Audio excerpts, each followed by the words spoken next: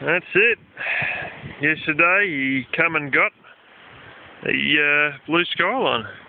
He's got a few old odds and sods that have obviously been dropped underneath it before it was parked there that I've got to clean up.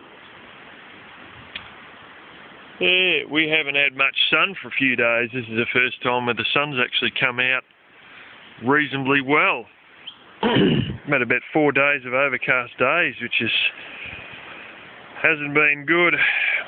So I haven't been uploading much or mucking around on the internet too much as a result. Yeah, I've been meaning to do something for quite a while, and I will do that something. And that is transfer my superannuation into silver. Nothing makes sense in finances. Finally, as they should have, the Swiss unpegged from the euro. And yeah, that sort of has finally happened, but a week or so before they done that, the central bank in Switzerland went into negative interest rates.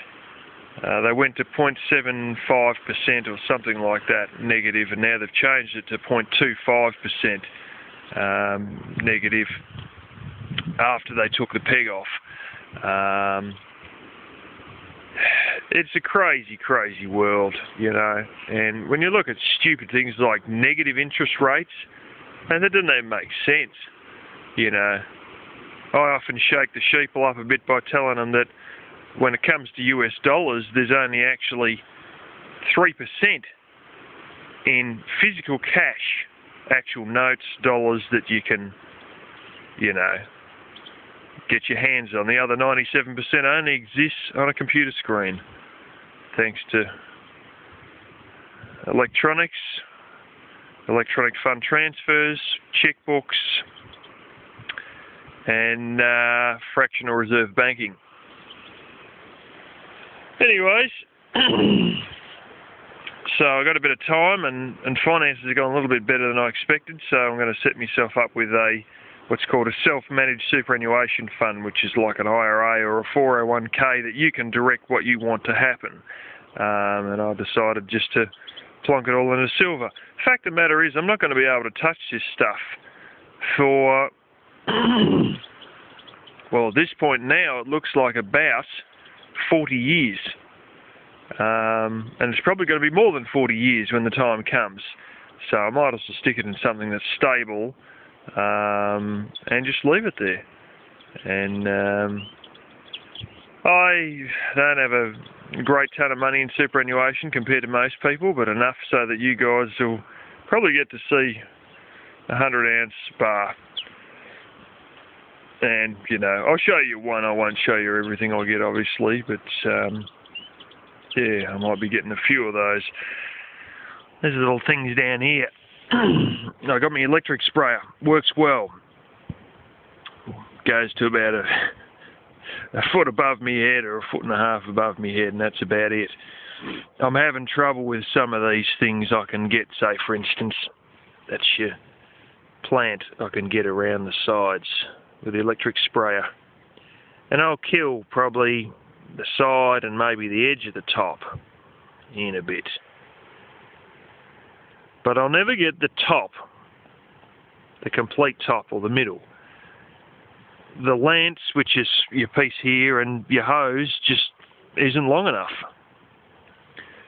So I've decided to get one of these little $10 bangers here, probably this one, and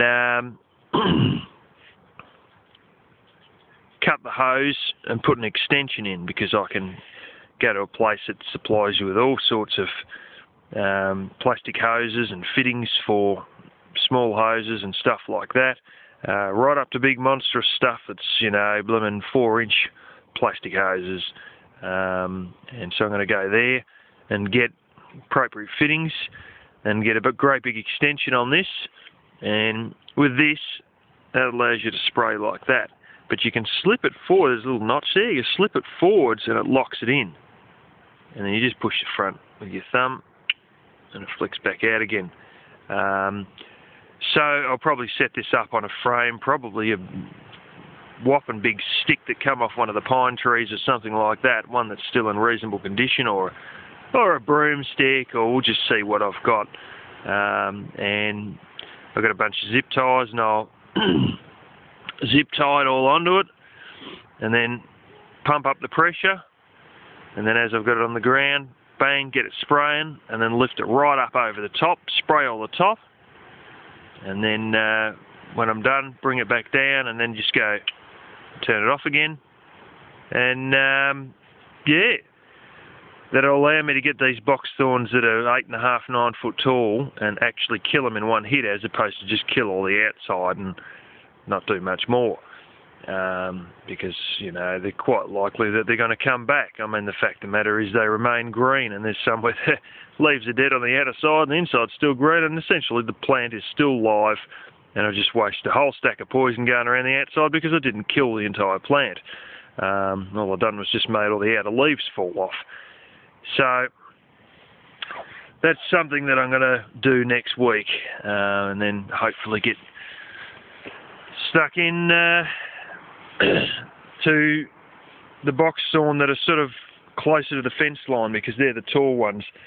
I had one that, it was a shorter one, I managed to spray that without a problem a couple of days ago, and I'm not joking, the diameter of the trunk was 8 inches. I could not believe it. And then I start looking around, and there's a lot of others that have got 6-inch diameter trunks and all that over there around that side, but a lot of them they're all sort of, you know, 8 or 9 foot tall. So I'll have to take those on with this thing modified. The other ones that are shorter, I've killed a lot of those already with the electric sprayer. Some I haven't, because I'm going to cut them off at the base, because it's more efficient, you know, poison-wise, and it also, I think, allows the bulk of the plant to dry quicker if I cut it off from the base as opposed to just poison it. But it uses a lot less poison, and I've got a few of those. I've done quite a lot already, but I've got a few of those that have fair few still that I've got to go around and drill off with a hole saw, because I went and got myself a industrial grade hole saw that works very well. And yeah, I shall continue on.